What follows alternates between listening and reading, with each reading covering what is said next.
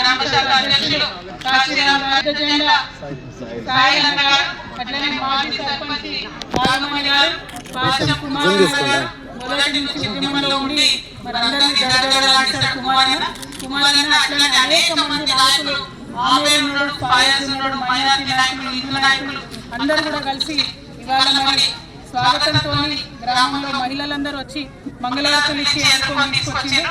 మీ అందరి ప్రేమ కూడా మనస్ఫూర్తిగా ధన్యవాదాలు తెలియజేస్తున్నా. ముఖ్యంగా విలేజ్ డెవలప్మెంట్ కౌన్సిల్ కమిటీ నుండి వీడీసీ నుండి చైర్మన్ గారు కూడా వచ్చిండ్రు, సత్కారం చేసిండ్రు. వారికి కూడా ప్రత్యేకంగా ధన్యవాదాలు తెలియజేస్తా ఉన్నాను జితేంద్ర అన్న గారికి. ఇవాళ ఇందల్వాయి రామాలయంలో మనము కాంపౌండ్ వాల్ ఇనాగ్రేషన్ చేసుకున్నాం. ఇంకా కొంత పెండింగ్ ఉన్నది, ఇంకా కొంచెం కాంపౌండ్ వాల్ మంచిగా చేసుకోవాలి, గచ్చు మంచిగా చేసుకోవాలి. దానికి కూడా నేను ఫ్యూచర్ లో కూడా సహకారం అందిస్తానని గ్రామస్తులందరికీ కూడా తెలియజేస్తా ఉన్నాను. అట్లానే మరి ఇదివరకు కూడా మనం 1,20,00,000 రూపాయలు ఇందల్వాయి టెంపుల్ కోసం బీఆర్ఎస్ అధికారంలో ఉన్నప్పుడు శాంక్షన్ చేసినాం. గ్రామం నుంచి ఏదైతే ఫండ్ కట్టుకోవాలో అది ఆ సమయంలో మనం సమకూర్చుకోలేక ఆ నిధులు కూడా వెనకకి వెళ్ళిపోయినాయి.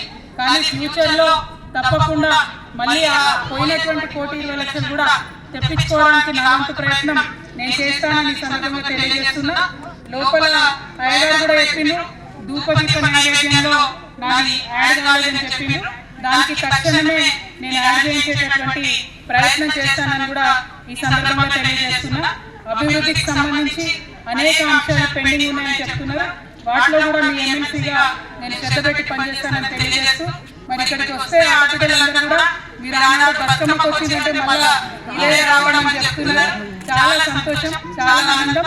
జై తెలంగాణ, జై కేసీఆర్.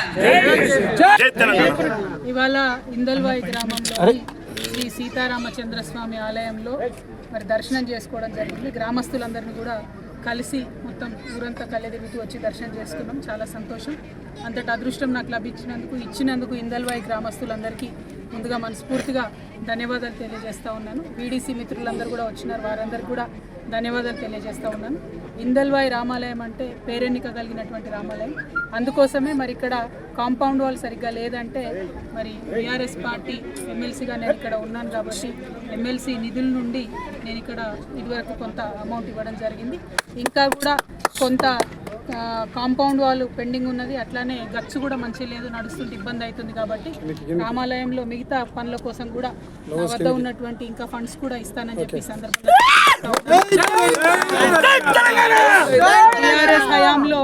బీఆర్ఎస్ హయాంలో ప్రతి గ్రామాలలో కూడా చిన్న చిన్న ఆలయాలున్నా పెద్ద ఆలయాలున్నా అక్కడ డబ్బులు ఇచ్చుకొని అభివృద్ధి చేసుకోవడం జరిగింది.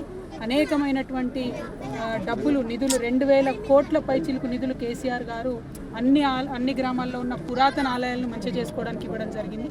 ఇప్పుడు కాంగ్రెస్ పార్టీ హయాంలో మన తెలంగాణలోనే దక్షిణ కాశీగా చెప్పేటటువంటి వేములవాడ ఆలయంలో రోజొక రాజన్న కూడా చచ్చిపోతుంటే కూడా పట్టించుకోనటువంటి ప్రభుత్వం ఇవాళ నడుస్తున్నది.